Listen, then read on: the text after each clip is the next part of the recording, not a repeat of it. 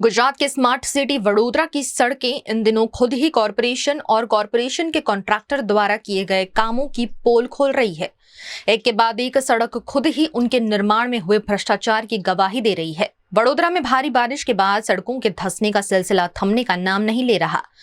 अब Warasia ring road पर banker hospital के सामने बिलीपत्र कॉम्प्लेक्स के पास मुख्य सड़क पर एक बड़ा गड्ढा बन गया है। इस घटना के बाद वाहन चालकों और स्थानीय लोगों में हादसे का डर बढ़ गया है।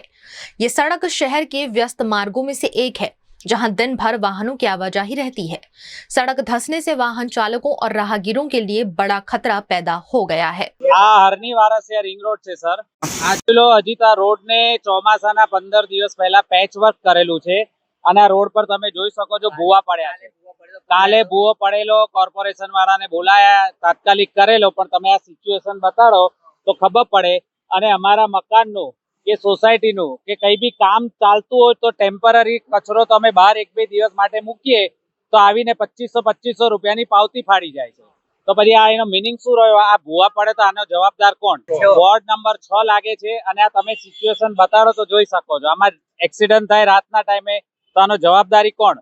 પેનલ્ટી લેવા તો તરત જ આવીને કોર્પોરેશન વાળા ઉભા રહી જાય છે। पानी भरा दो कार एમાં ખાડામાં ઉતરી જાય। ના, કોઈ કરતા કોઈ આવ્યું નથી। હા, અમે તો જોયા ही नहीं कौन थे कॉर्पोरेटर। स्थानीय लोगों का कहना है कि अगर कॉरपोरेशन ने जल्द ही इस स्थान को सुरक्षित कर मरम्मत कार्य शुरू नहीं किया तो यहाँ कभी भी गंभीर हादसा हो सकता है।